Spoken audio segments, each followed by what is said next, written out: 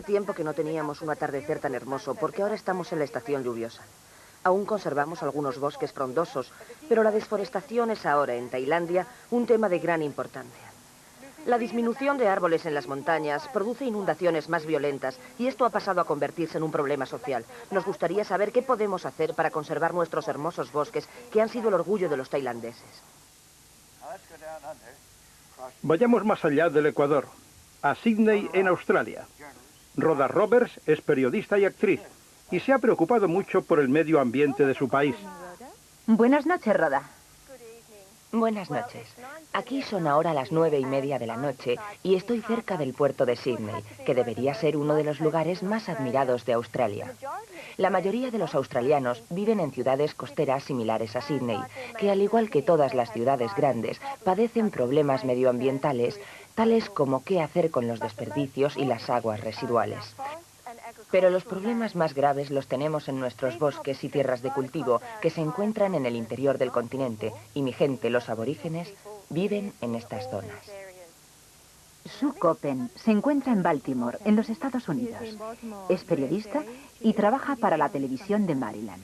Buenos días, Sue. Buenos días, Lloyd. Podríamos haber estado viendo amanecer, pero desgraciadamente, como probablemente podrás comprobar, hoy el día está un poco nublado y lluvioso. Estoy junto a una reserva natural situada en las afueras de Baltimore. Afortunadamente, esta zona está protegida por el Estado, pero hay otros dos recursos muy valiosos que han estado en peligro. Hay esperanzas de que tanto la selva tropical, fuente inacabable de recursos sin explotar, como la bahía de Chesapeake, importante fuente de abastecimiento de agua en América, sobrevivan a los abusos a los que las ha sometido el hombre. Luego examinaré los esfuerzos que se han hecho para salvar a ambas. Desde Alemania tenemos al doctor Joachim Bublatt, presentador de los programas científicos de la cadena ZDF. Buenas tardes, doctor Bublatt. Sí, hola, Tokio. En Alemania es mediodía y detrás de mí pueden ver los Alpes, que para muchos europeos son la esencia de la belleza natural. Pero si los miramos más de cerca, podemos encontrar señales de daños que se le han causado al medio ambiente. Más adelante hablaremos sobre ello. Desde Taiwán, Yan Xiaoyan. Buenas tardes, Yan Xiaoyan. Buenas tardes, Lloyd. En Taiwán estamos en la hora punta. Hay mucho ajetreo.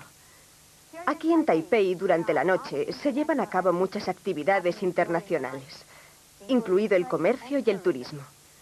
Pero esta noche les voy a mostrar la contaminación resultante de las actividades económicas internacionales y cómo intentar resolver el problema. Nuestro planeta se compone de múltiples países, pero solamente hay una Tierra y la contaminación no conoce fronteras.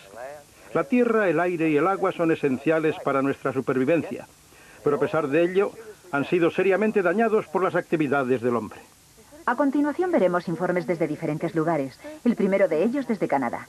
La mayoría de los japoneses pensamos que Canadá posee una belleza natural y recursos ilimitados. Nada que tenga que ver con la contaminación ambiental, pero también Canadá se enfrenta a serios problemas. Bien, Mekata-san, para conocer los problemas a los que se enfrenta Canadá, conectemos con Stuart McLean en Toronto. Stuart. Lloyd, creo que sería justo mencionar que durante años los canadienses hemos estado viviendo como si nuestros recursos naturales fueran a durar siempre. Hemos talado nuestros bosques a placer, hemos hecho perforaciones en busca de combustibles fósiles y los hemos consumido y vendido más de lo que debíamos. Somos los primeros productores de residuos del mundo. Los canadienses también disfrutamos de abundante agua fresca, eso sin mencionar nuestras 3 costas oceánicas. Y todo esto lo hemos utilizado como vertedero. Nos gustaría que vieseis el siguiente informe sobre nuestras aguas. Y como podréis ver al estudiar la contaminación, nos hemos ido dando cuenta de que no solo son los residuos canadienses los que contaminan nuestras aguas.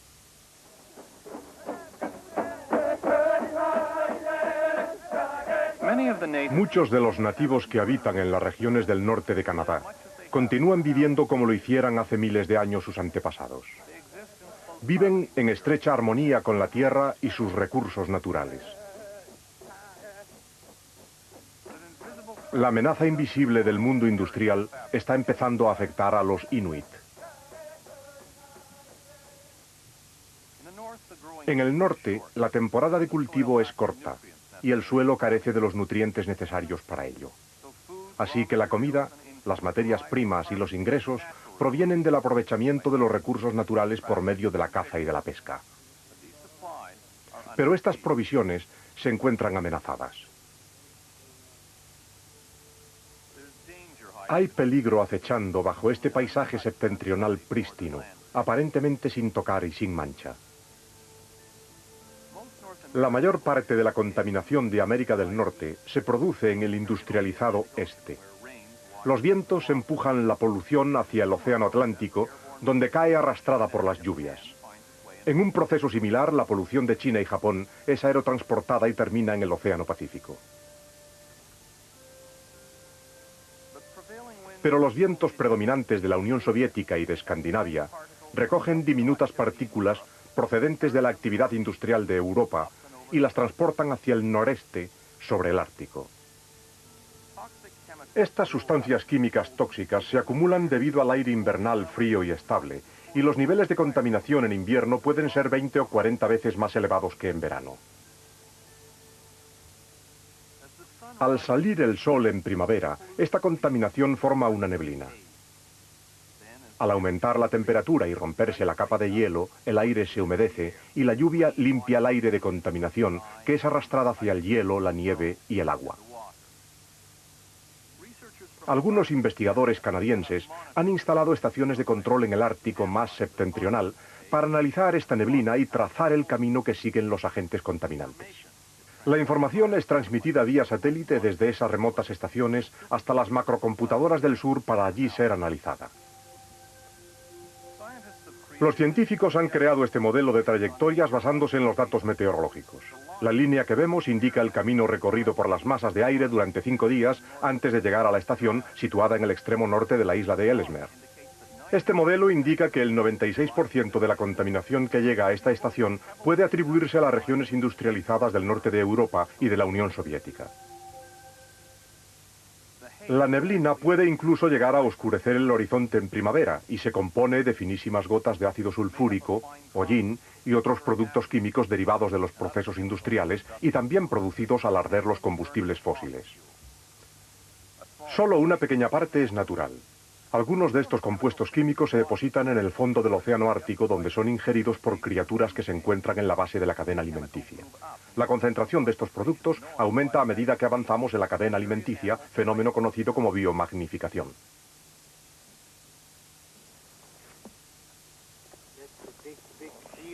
Esta foca sí que es grande. Finalmente, las toxinas se acumulan en el pescado, las ballenas, caribúes y focas, que son cazados para consumo humano. Los mamíferos marinos son los más contaminados. Los productos químicos se concentran en su grasa. Los peces y demás animales de las regiones industriales del sur del Canadá son en realidad más tóxicos, pero la dieta de los inuit está basada en estos animales, y comen casi toda la grasa. En un estudio realizado en 1982, se concluyó que los niveles de PCB de los inuit eran 5 veces más altos que la media canadiense, y estos altos niveles se dan en una amplia región del norte. Los niveles altos de PCB pueden causar acné, dañar al hígado de manera similar a como lo hace el abuso del alcohol y producir un debilitamiento general del sistema inmunológico. Ahora se está llevando a cabo un estudio en madres y sus bebés recién nacidos para determinar los niveles actuales de PCB. Los resultados de estas pruebas serán también aplicables a los hombres. Existe una especial preocupación por los niños, ya que son más susceptibles de contraer infecciones y están expuestos a concentraciones más altas de estos productos. El PCB se transmite a los bebés a través de la leche materna. Los científicos están tomando muestras de la leche de las madres y recogiendo información sobre los hábitos alimentarios. También se están obteniendo muestras de sangre de los bebés no sin protestas para analizar la concentración de PCB. Este estudio aún no ha finalizado, así que por el momento las autoridades sanitarias recomiendan que los inuit continúen con su dieta tradicional y dándoles el pecho a sus hijos. El valor nutritivo de la comida compensa con creces el riesgo de exposición a toxinas. En el Ártico canadiense hay escasos habitantes y muy poca industria. La detección de estos contaminantes perjudiciales en el norte nos muestra cómo la actividad humana puede afectar a lugares situados incluso a miles de kilómetros de distancia.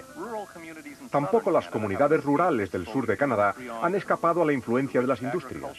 El rico suelo agrícola se ha visto afectado por la lluvia ácida que arrastra la polución de los centros industriales de Canadá y los Estados Unidos. También es un problema local, ya que cada ciudad pequeña posee al menos una o dos industrias. Esta industria química ha proporcionado desde 1940 trabajo y riqueza a las zonas cercanas, pero puede que también les haya estado proporcionando algo diferente. La NDMA nitrosodimetilamina es un residuo que se forma cuando se mezclan en aguas residuales varios productos químicos resultantes de diferentes procesos, y no es benigna precisamente. Se ha comprobado que causa cáncer en animales de laboratorio y se considera cancerígeno para las personas. A diferencia de los PCB y los dióxidos, la NDMA no ha sido bien estudiada e incluso hasta hace poco no era detectable en cantidades pequeñas.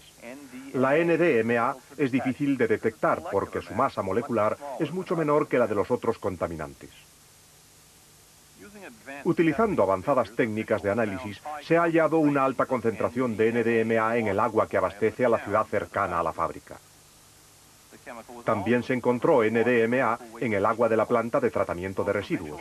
Por ello, una orden provincial prohibió a la compañía emitir niveles excesivos de NDMA. Al no ser posible cumplir con este requisito, la compañía está investigando una técnica que utiliza una combinación de luz ultravioleta y peróxido de hidrógeno para eliminar el NDMA. Con ella se podrá oxidar el 99% de la NDMA y descomponerla en sustancias químicas más sencillas y benignas. Pero hasta que se apruebe e instale un sistema completo, los residuos se están almacenando o se están exportando a grandes ciudades americanas como Buffalo y Cleveland. Allí, las plantas de tratamiento pueden diluir con más facilidad la concentración de NDMA hasta alcanzar niveles considerados más seguros. Otro problema que tenemos aquí, al igual que ocurre en otras fábricas más antiguas, es la contaminación del agua subterránea con residuos almacenados. Aunque algunos de los productos químicos enterrados de esta fábrica han sido ya evacuados, aún permanecen varios barriles al otro lado del riachuelo y se sospecha que algunos recipientes pueden tener fugas. Actualmente está aumentando el temor de que en depósitos más antiguos pueda haber escapes y los productos químicos estén llegando al nivel acuífero o sistema de aguas subterráneas. Si un pozo se surtiera de esta fuente de agua, estaría contaminado. Estas aguas subterráneas podrían transportar las sustancias químicas hasta los ríos y lagos cercanos. Por todo Canadá existe preocupación por la contaminación de las aguas subterráneas. Se estima que hay más de 700 vertederos activos o inactivos en Ontario. Se sabe que gran parte del agua que llega a los grandes lagos está contaminada por productos químicos y otros residuos almacenados en vertederos subterráneos con fugas. Mientras se busca una solución al problema, más de 40 millones de personas están bebiendo agua proveniente de los grandes lagos. Los 5 lagos mayores ocupan una extensión de más de 150.000 kilómetros cuadrados y suponen más del 20% de las reservas mundiales de agua potable. Se estima que hay más de 1000 agentes contaminantes mezclados en esta sopa química. Los constantes análisis realizados por los departamentos de medio ambiente federales y provinciales han supuesto un progreso para la solución del problema. Hasta hace poco se consideraba que la contaminación de los lagos era un problema más bien localizado, que requería soluciones locales. Otro factor que en el pasado contribuía a la polución de los lagos era el uso en la agricultura de pesticidas químicos. Desde los años 40 hasta los 60, el DDT fue el insecticida más utilizado en los Estados Unidos y Canadá. La fabricación y uso del DDT tuvo su punto álgido en 1960, momento en que los niveles eran de 10 a 20 veces más altos que ahora. El DDT fue definitivamente prohibido en Canadá y en los Estados Unidos en 1972, lo que aparentemente fue una victoria. Pero aunque el nivel de DDT en los grandes lagos ha ido en declive desde 1960, actualmente se ha estabilizado en un nivel alarmante. Esto en parte se debe a la circulación de DDT por el ecosistema sin ser descompuesto, pero en su mayoría se debe a la aparición de nuevo DDT. Cuando en Norteamérica se pasó a utilizar otros pesticidas, se exportaron las existencias y la tecnología para su manufactura. La dirección de los vientos predominantes nos muestran que la mayor parte del nuevo DDT encontrado en los grandes lagos proviene de México y América Central y del Sur, que ocupan el primer lugar del mundo en cuanto a fabricación y uso de DDT. Bajo condiciones adecuadas, el DDT puede viajar en unos días hasta 1000 kilómetros antes de depositarse. Los científicos pueden determinar cuándo han llegado los agentes contaminantes tomando muestras de los sedimentos del fondo de los lagos. Las muestras de los lagos son comparadas con muestras tomadas de turberas de la región norte, donde nunca se ha utilizado DDT. Los resultados indican qué concentraciones se deben a nuevos aportes. La vuelta del DDT a los grandes lagos indica que el exportar productos sobrantes y tecnología antigua no va a resolver los problemas medioambientales locales. Tenemos una dramática prueba en el Ártico de que la contaminación no conoce fronteras políticas. En los animales del Ártico se han encontrado pesticidas como el DDT y el toxafeno. Esto constituye una prueba viviente de nuestra dependencia de los productos químicos y nuestra incapacidad para eliminarlos. El informe de Stuart desde Canadá enfatiza el hecho de que el medio ambiente no tiene fronteras, pero los vientos no constituyen el único medio de transporte de los productos químicos contaminantes como los PCB y el DDT. La contaminación se extiende más allá de las fronteras de muchas otras maneras inesperadas. En Taiwán tenemos un ejemplo típico. Por favor, Yan Shou Chen, desde Taiwán. Shou Chen. Gracias, Lloyd. Taiwán se ha convertido en uno de los países más ricos de Asia. El mundo entero se maravilla de su enorme crecimiento. Pero el efecto de la industrialización es doble. Ha traído riqueza a la nación, pero también polución. En algunas ciudades el aire está tan contaminado que los residentes tienen que utilizar máscaras. Esta agua proviene de un pozo situado en las afueras de Kaohsiung. Ahora voy a prender un trozo de tela.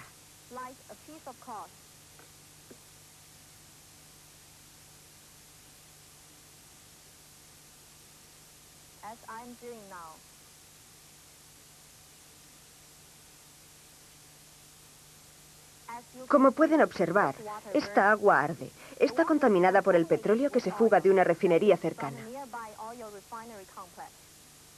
Hoy en día, Taiwán está plagada de todo tipo de polución. Nos lanzamos hacia una rápida industrialización y hemos terminado contaminando nuestro mar, nuestros ríos, suelo y aire. Nos estamos haciendo daño a nosotros mismos. Y lo que es más, nos llega contaminación desde otras partes del mundo. Kaohsiung es la mayor ciudad industrial de Taiwán y se enfrenta a un serio problema de contaminación, ya que en ella se tratan residuos que vienen de fuera del país. La zona industrial Daihatsu, situada al sur de Taiwán, es famosa por el procesamiento de chatarra. Desde 1983 se han establecido en esta área más de 200 factorías. El número de contenedores que diariamente entran y salen son demasiados para poder ser contados. La rápida expansión y el alto número de plantas de procesamiento de chatarra son el resultado de la continua importación de desechos industriales provenientes de Norteamérica y Japón. En estos desechos se incluyen componentes de ordenadores, cables telefónicos, maquinaria y motores. Según un estudio, en la zona se procesan anualmente 600.000 toneladas de chatarra y desperdicios industriales, de los cuales el 70% proviene de los Estados Unidos y el 30% restante proviene de Japón. Esta zona está considerada como la mayor zona de procesamiento de chatarra del mundo entero.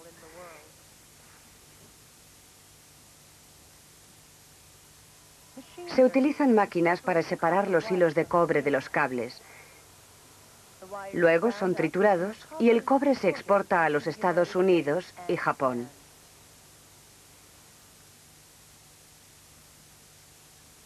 En muchas fábricas hay empleados que solamente se dedican a clasificar los cables de cobre. La práctica tradicional de utilizar fuego para quemar la capa externa de plástico o ácido para disolverla ha sido duramente criticada, ya que supone una seria amenaza al contaminar el agua y el aire circundantes.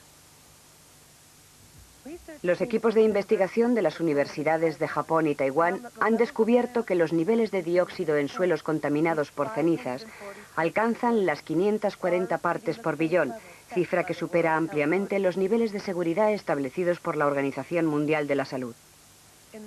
El año pasado ocurrieron diversos incidentes relacionados con el procesamiento de chatarra. En diciembre de 1989 se descubrieron los niveles de polución más altos jamás registrados en ostras verdes cultivadas. Estaban contaminadas con metales pesados.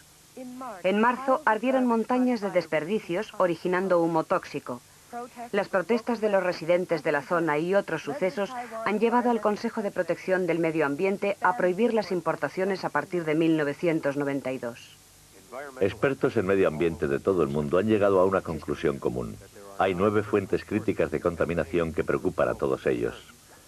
Una es el transporte por barco fuera de las fronteras nacionales de desperdicios peligrosos, cosa que debería estar completamente prohibida. Por lo tanto, no queremos continuar con la exportación de chatarra desde Estados Unidos y Japón hacia Taiwán. Tras la interrupción del abastecimiento de chatarra, muchas fábricas han tenido que prescindir de empleados. Para algunas compañías el futuro no es nada prometedor. El gobierno está siempre cambiando su política y así no puedo invertir con confianza. Por lo tanto, estoy dispuesto a hacer las maletas y marcharme de aquí. No se puede importar chatarra, así que vamos a quebrar. Y sin trabajo no podremos sobrevivir. Pero otros fabricantes no se dan por vencidos. Si no pueden sobrevivir en Taiwán, trasladarán sus operaciones a otro país. Están buscando oportunidades en otros países asiáticos, dejando que en Taiwán permanezcan las fábricas vacías. Hemos examinado algunos mercados en Malasia e incluso en China. La mayoría de nosotros preferiríamos permanecer en Taiwán, pero si aquí no podemos hacer nada, no tenemos más elección que trasladar al extranjero nuestras fábricas para bien o para mal. En un principio, Taiwán importaba chatarra por necesidad económica. Durante los últimos 6 años, los países desarrollados han estado pagando a Taiwán generosamente por admitir sus desechos industriales. Pero durante este periodo, el entorno ha sido seriamente degradado. Y por lo tanto, Taiwán ha reaccionado al darse cuenta de la importancia de tratar responsablemente el medio ambiente. Cualquier medida puede conseguir limpiar Taiwán. Pero esta no es la verdadera solución. Es responsabilidad de las ciudades industriales detener la polución producida por la acumulación de desperdicios en los países en vía de desarrollo. Mekata-san, parece que Japón es uno de los mayores exportadores de desechos industriales. ¿Qué tienes que decir ante esto? Desgraciadamente, de momento, no hay en Japón ningún tipo de restricción para detener la exportación de desechos industriales. No obstante, la UNEP está intentando que nuestro país firme el acuerdo internacional que regula la exportación de desechos industriales. Y por último, el Departamento del Medio Ambiente de Japón está intentando ratificar ese acuerdo para así prevenir otro caso como el de Taiwán. La exportación de los desechos no es la única manera que tienen los países para solucionar el problema de la polución. En algunos casos, las compañías de un país establecen sus fábricas en otro país para así contaminar ese país y no el suyo propio. Rhoda, ¿nos quieres mostrar algunos ejemplos de esto, de lo que estuvo a punto de suceder en tu país? Sí, una compañía australiana y otra canadiense querían establecer un molino de pulpa en nuestra isla-estado de Tasmania. Hubo fuertes protestas, principalmente porque la gente creía que el agua del molino destruiría la vida marina. El gobierno australiano anunció que impondría estrictas medidas de seguridad antes de que el molino entrara en funcionamiento. Pero la compañía canadiense se retiró y el proyecto fue cancelado. No obstante, siempre habrá más propuestas para crear molinos de pulpa y los australianos temen la polución que pueden causar, así como la destrucción de los bosques para abastecer los molinos. Stuart, ¿tienes algo que añadir a este suceso de Australia? Realmente no, Lloyd. Cuando se abandonó el proyecto de Tasmania no fue trasladado a otro lugar. No obstante, tenemos una propuesta para una planta similar en la provincia de Alberta, situada en el oeste de Canadá. Y de igual modo que los ecologistas americanos se unieron a los australianos para acabar con el proyecto de Tasmania, ahora los ecologistas australianos están prestando apoyo a los activistas canadienses. Al igual que ocurría en Tasmania, la gente aquí está preocupada por los vertidos al agua canadiense. Este es otro ejemplo de cooperación, de cómo el movimiento ecologista está pasando de ser local a ser un movimiento internacional. Sue, las industrias de manufactura americanas están operando por todo el mundo. ¿Qué crees que los americanos deberíamos pensar sobre el hecho de que nuestras fábricas contaminen otros países? Bien, Lloyd, muchas compañías deciden trasladarse fuera de los Estados Unidos simplemente porque las directrices sobre medio ambiente no son tan estrictas. Y muchos países del tercer mundo necesitan tan desesperadamente esas industrias que están más que deseosos de crear un buen clima para la industria americana. Pero hay esperanzas. Algunas compañías se han dado cuenta de que es más beneficioso para ellas ser más respetuosos con el medio ambiente. De hecho, los consumidores americanos saben qué compañías son las más responsables. Esto permite que los consumidores apoyen a las compañías que dañan menos al medio ambiente. Tenemos la esperanza de que la industria se dé cuenta de que ser respetuosos con él significa hacer mejor negocio. Hemos hecho hincapié en que el medio ambiente no tiene fronteras. Para proteger el medio ambiente de nuestro planeta, debemos olvidarnos de las fronteras y responder globalmente en lugar de unilateralmente. Desde Europa, en Alemania, doctor Joachim Bublat, por favor. Sí, estamos a 40 kilómetros al sur de Múnich y el tiempo es bueno. Alrededor nuestro hay colinas verdes y extensos bosques, pero tenemos algunos ejemplos que no encajan en este cuadro de naturaleza ilimitada. Aquí hay árboles que parecen muy poco saludables. Este tiene las agujas un poco marrones y este otro es solo un pequeño esqueleto. La pregunta es, ¿qué es lo que produce la muerte de estos árboles?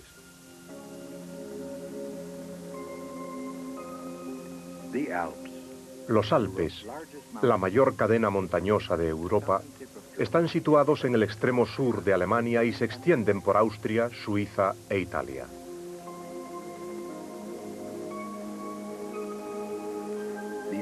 Este panorama natural es diferente al paisaje urbano y densamente poblado de Europa.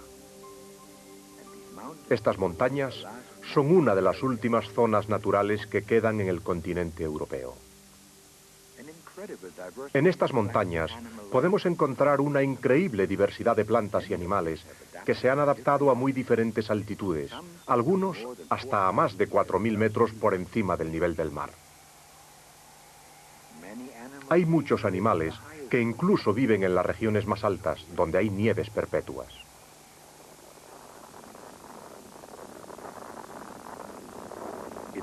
Esta acumulación de nieve es lo que puede producir uno de los fenómenos naturales más devastadores, una avalancha.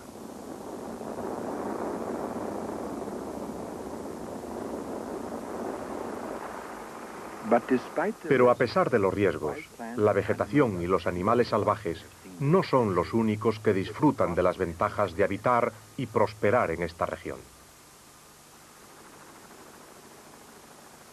Durante miles de años, la gente ha decidido instalarse al pie de estas abruptas montañas. Los valles alpinos han proporcionado fértiles pastos para la cría de animales y la agricultura. Estos pueblos siempre han disfrutado de la protección de los densos bosques de las montañas. Pero estos bosques protectores están en peligro. Grandes zonas de los bosques no contienen más que árboles muertos. Y muchos de los árboles que quedan están tan débiles que no pueden resistir ni siquiera pequeños vendavales. Cientos de árboles están enfermos o muertos. Sin la protección de los bosques, los pueblos están bajo el constante peligro de las avalanchas. Masas de nieve que pueden destruir una comunidad entera.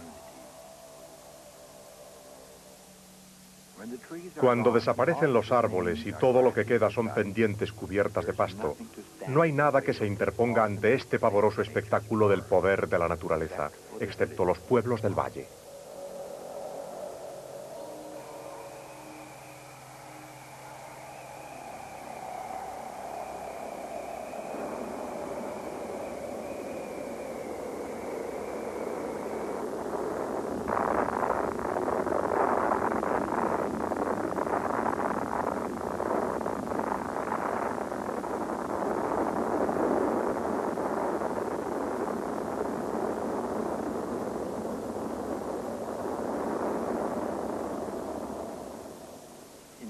En catástrofes como esta, vemos que los bosques no son las únicas pérdidas.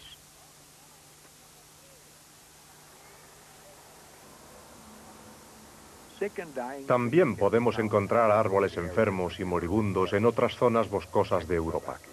En Checoslovaquia hay filas y filas de árboles muertos, y todo lo que queda son troncos resecos.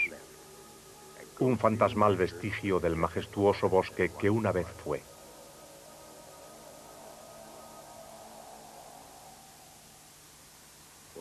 Durante casi 200 años hemos estado alimentando las máquinas del progreso, de la industrialización.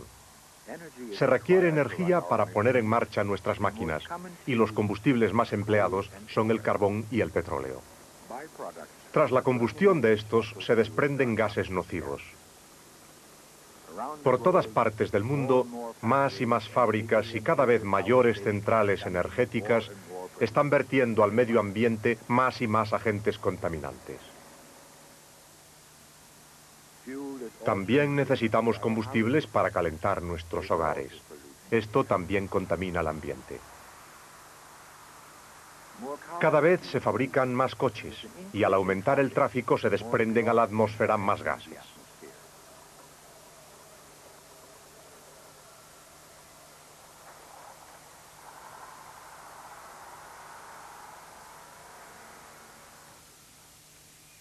Todos estos agentes contaminantes son arrastrados por el viento y luego depositados en la tierra por la lluvia. Esta lluvia ha contribuido a la muerte de los bosques. Hace muchos años se hizo un intento poco previsor para solucionar el problema. Se construyeron cañones de chimeneas más altos. Con esto, los agentes contaminantes se irían tan lejos como fuera posible, fuera de la vista. Nos olvidaríamos de ellos. Pero con esto no nos deshacemos de estos gases dañinos. Solo se extienden de manera diferente. Alemania todavía produce millones de toneladas de dióxido de azufre a pesar de los modernos sistemas de filtraje. El resultado de esta política de chimeneas altas es fácil de ver en Europa.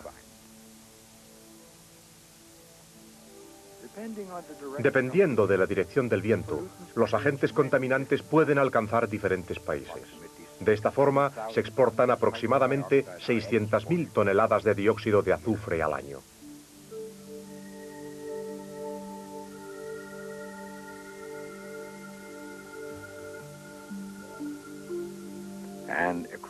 Una cantidad equivalente de dióxido de azufre llega a Alemania desde otros países y cae con la lluvia.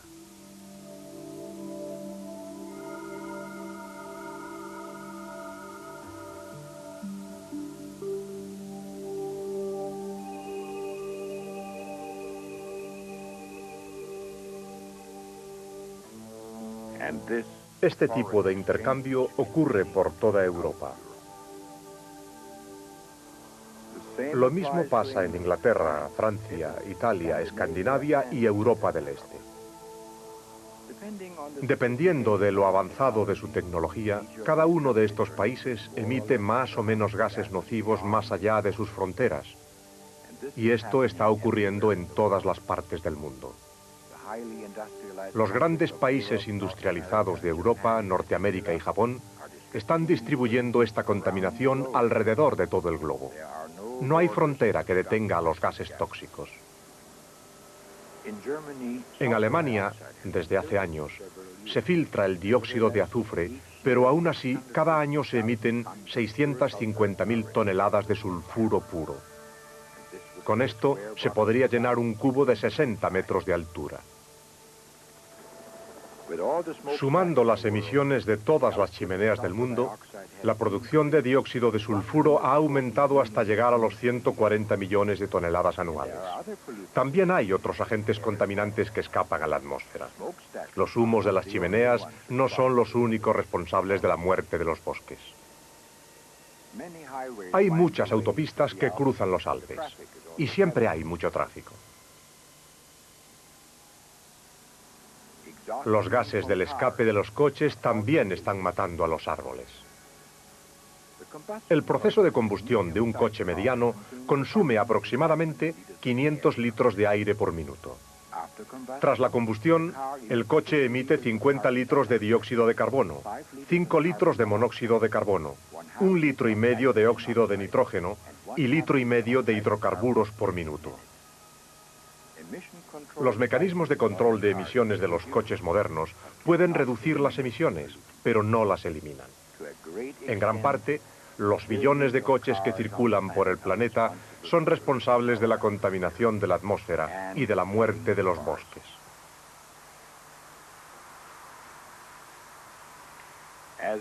Al igual que ocurre en otras situaciones en las que hemos afectado negativamente la atmósfera, se hacen esfuerzos por reparar la naturaleza.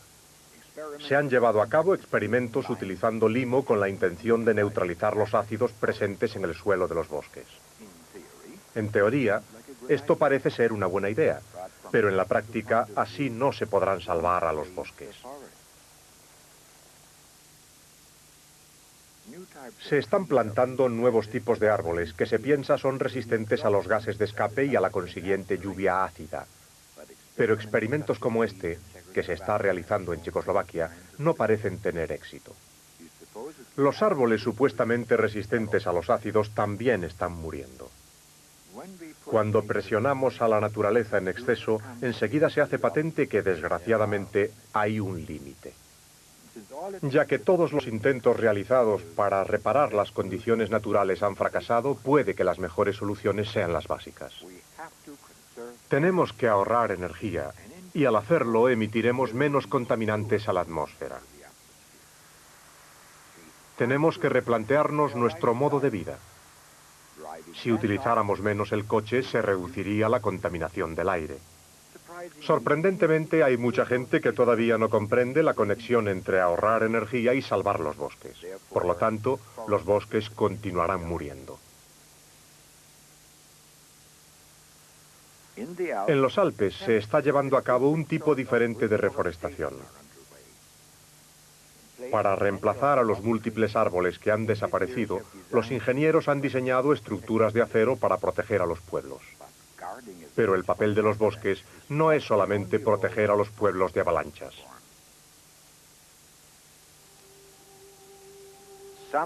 Algo fundamental debe de cambiar antes de que los bosques queden reducidos a esqueletos de madera. No se puede quitar importancia a la amenaza. Y tenemos que encontrar soluciones para que en el futuro nuestros hijos no tengan que recordar la naturaleza ante un monumento a los árboles caídos.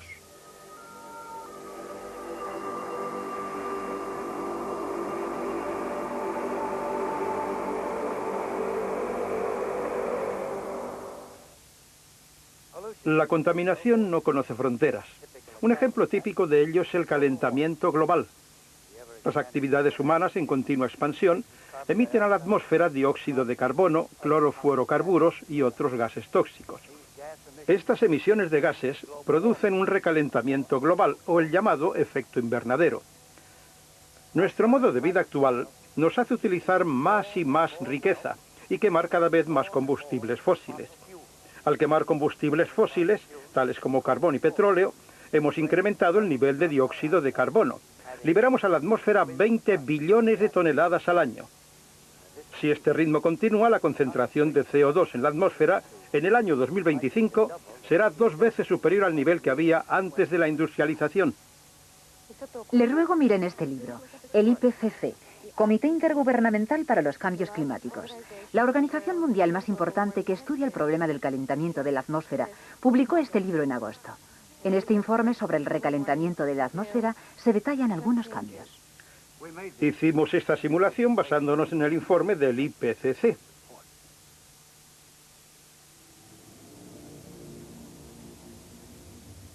Si, como algunos predicen, ocurre un calentamiento global, es probable que la temperatura de la Tierra aumente como nunca se había visto desde el comienzo de la historia. Los datos oficiales sugieren que, como promedio, la temperatura de la Tierra subirá 1 grado centígrado o como mucho 2 grados hacia el año 2025. Hay diferentes predicciones en relación con los cambios climáticos, pero incluso las predicciones más conservadoras sugieren que algún día podremos presenciar fenómenos como las siguientes simulaciones. Si las tierras heladas de las regiones septentrionales se descongelaran, las estructuras construidas sobre ellas podrían venirse abajo. En regiones como Alaska, Esto podría suponer que los oleoductos se rompieran. El consiguiente vertido de petróleo en el mar sería algo nunca visto.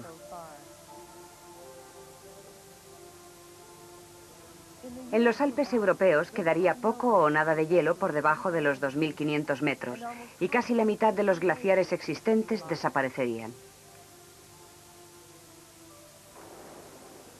Los corrimientos de tierra y los ríos de lodo resultantes causarían estragos en las zonas pobladas al pie de las montañas.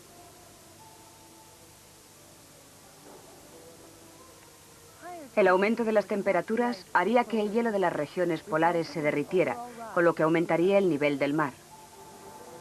Se predice que podría haber un aumento de 20 centímetros en el nivel del mar para el año 2030 y un aumento de 65 centímetros a finales del próximo siglo.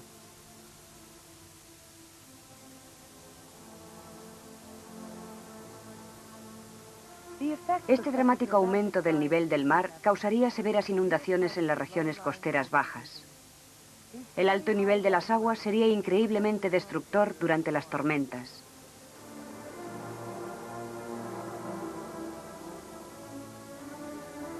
Otro efecto del calentamiento global de la atmósfera sería la escasez de agua y sequías por todo el planeta. Las zonas de color marrón oscuro indican los suelos que podrían perder la mayor parte de su humedad.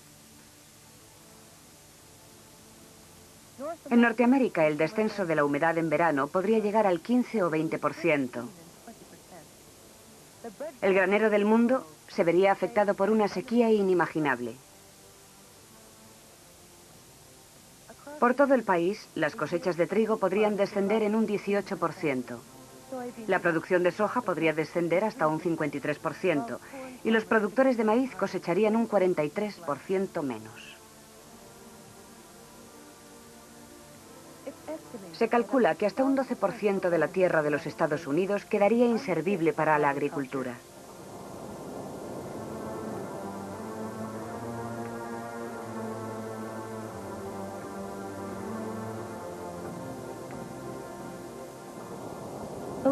La pérdida de humedad del suelo de Canadá produciría un cambio dramático en los bosques del norte. Los bosques canadienses ocupan millones de hectáreas, pero sin la humedad suficiente, la mayoría de los árboles morirían.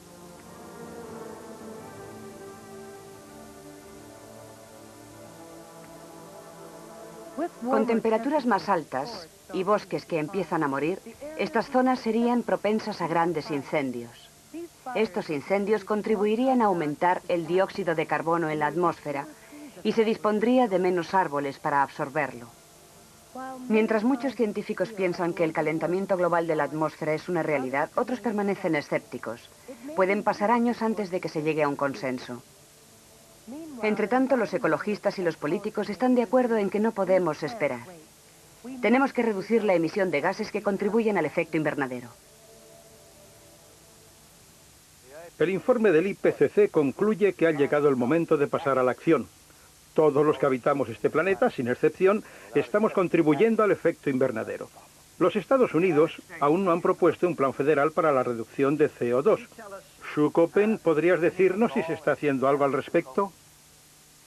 Bien, Lloyd, como has dicho, los Estados Unidos carecen de un plan federal para la reducción de CO2 y, de hecho, solo he encontrado un estado que esté luchando a fondo por reducirlo. El estado de California ha propuesto un duro plan para conseguir la futura calidad de aire. Su gran iniciativa verde intenta reducir los niveles de CO2 en un 20% para el año 2000 y en un 40% para el año 2010. Espero que sea un ejemplo a seguir por otros estados. Stuart, cuéntanos algo sobre tu ciudad. ¿Qué se está haciendo en Toronto para reducir el dióxido de carbono?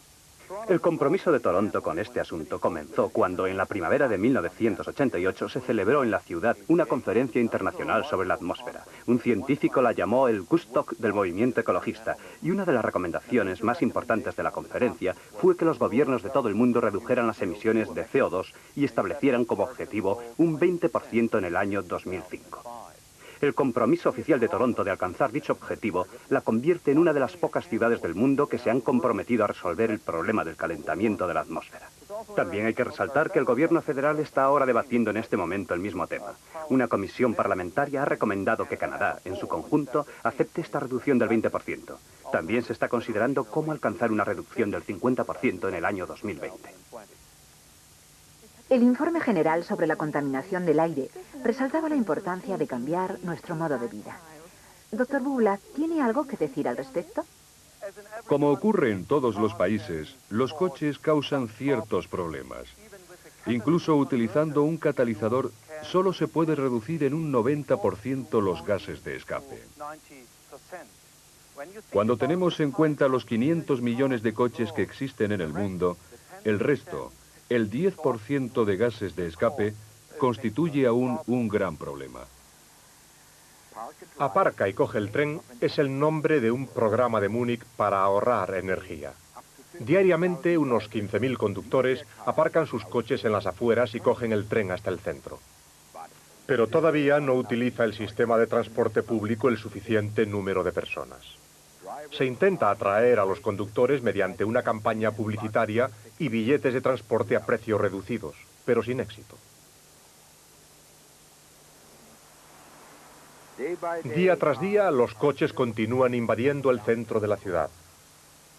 Aún existen problemas de tráfico en Múnich. Los habitantes de la zona céntrica se hartaron y pidieron que se pusiera fin a los perjudiciales gases de escape, al ruido y al ajetreo. Así que las autoridades municipales han empezado a prohibir el tráfico por ciertas calles. Los peatones y los ciclistas pueden circular libremente, pero los coches ya no son bienvenidos en el centro.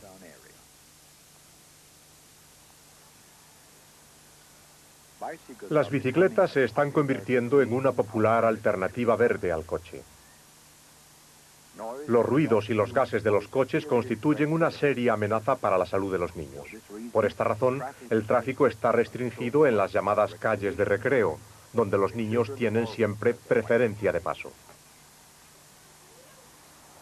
Pero no son solo las áreas urbanas las que están librando una batalla contra el tráfico. Austria y Suiza han levantado barreras contra los vehículos que cruzan los Alpes. Un promedio de 4.000 camiones pesados circulan diariamente por sus carreteras. El gobierno austríaco ha reaccionado ante las protestas por el ruido intolerable y los gases de escape y ha prohibido la circulación por la noche. En la frontera austríaca, las barreras son bajadas por la tarde y los camiones se detienen temporalmente. Las prohibiciones y bloqueos de las carreteras son solo pequeñas medidas. La necesidad de tomar estas medidas nos demuestra que las cosas no pueden continuar como hasta ahora. Se debe encontrar, y pronto, una solución más razonable para el problema del tráfico. Mekata-san, ¿qué está haciendo Japón para reducir las emisiones de CO2? Japón ha conseguido mucho en cuanto al ahorro de energía se refiere. Un japonés medio consume tan solo el 40% de la energía consumida por un americano medio. Y esto se debe a que Japón es el país líder en tecnología para ahorrar energía. En las grandes ciudades hay diferentes energías en potencia que podrían ser utilizadas con efectividad, pero que actualmente están siendo desperdiciadas. Lo que hay que hacer es encontrar la manera de utilizar tales energías en potencia de forma limpia y efectiva. Cada minuto se utilizan 2.000 toneladas de agua del río Sumida para refrigerar este edificio. Este sistema de aire acondicionado aprovecha que el río es más fresco que el aire en verano y más cálido en invierno. Por ejemplo, en verano el agua del río es 5 grados centígrados más fresca que el ambiente. El agua pasa por una bomba de calor para ser refrigerada un poco más y luego se la hace circular por el edificio para refrigerar el aire. Este sistema de aire acondicionado utiliza un 30% de energía menos que un sistema convencional. Pero hay una pega. La bomba de calor utiliza fluorocarburos como líquido refrigerante y se sabe que estos destruyen el ozono de las capas altas de la atmósfera. Se está intentando desarrollar un refrigerante alternativo. Este coche no parece especial, parece un coche como los demás, pero se está convirtiendo en algo muy importante. No tiene emisiones de ningún tipo, es silencioso y daña menos el medio ambiente. Es un coche eléctrico. Los vehículos eléctricos no emiten dióxido de carbono, pero funcionan mediante electricidad y esta generalmente se obtiene quemando combustibles fósiles. Así que los coches eléctricos por sí solos no serán suficientes para reducir el nivel de dióxido de carbono. En la primavera pasada, la ciudad de Yokohama comenzó a utilizar camiones eléctricos para la recogida de basura. Estos camiones no se alimentan de energía procedente de plantas que funcionan con derivados del petróleo. Yokohama quema toda la basura que recoge. El calor que se desprende de los incineradores se utiliza para generar energía. Se quema la basura que se recoge. Se genera energía para recargar el vehículo y poder recoger más basura. Es, por así decirlo, un reciclaje de energía. La ciudad de Yokohama genera diariamente 3.800 toneladas de basura. Se utilizan 670 camiones para su recogida. La energía que se obtiene al quemar la basura diariamente recolectada es suficiente para recargar las baterías de todos los camiones. Pero quemar la basura tampoco es la solución ideal. Se emite dióxido de carbono y cenizas. Esta ceniza está también contaminada y debe ser enterrada en un vertedero. Como vemos, estos esfuerzos para proteger el medio ambiente también tienen sus problemas, problemas que habrán de ser resueltos. En Kobe se está intentando aprovechar la energía del sol. En este experimento, 100 casas se alimentan de la electricidad proveniente de estas placas solares.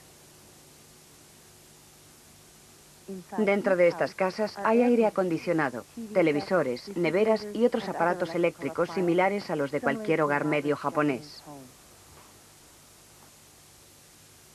En los días soleados se desperdicia un tercio de la energía solar, ya que se genera más electricidad de la que se consume en cada casa.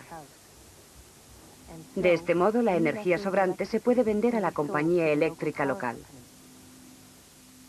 El contador señala cuánta electricidad está recibiendo la casa desde la compañía, pero esta cantidad está disminuyendo. Esto significa que cada hogar está abasteciendo a la compañía cuando hace mal tiempo y por las noches no hay suficiente energía para cubrir las necesidades de la casa. El experimento muestra que incluso en este caso el sistema puede suministrar el 60% de las necesidades normales. El mal tiempo ha sido el punto débil de la energía solar, pero ya estamos un paso más cerca de la aceptación general de la energía solar con este sistema de compra y venta de energía. Así que nos debatimos entre nuestro deseo de un modo de vida lujoso y un medio ambiente más sano. Esta energía parece un sueño hecho realidad, pero debemos investigar a fondo toda nueva tecnología. Las células solares utilizan muchos materiales tóxicos y el que puedan escaparse al medio ambiente produce inquietud. Por eso nos enfrentamos a dificultades incluso cuando intentamos dar los pasos más modestos. Pero el tiempo sigue pasando y no hay más alternativa. Tenemos que dar el primer paso, lo cual significa que quizás debamos prescindir de algunos de nuestros extravagantes modos de vida, por nuestro bien y por el de nuestros hijos, que deberán vivir en el mundo del mañana.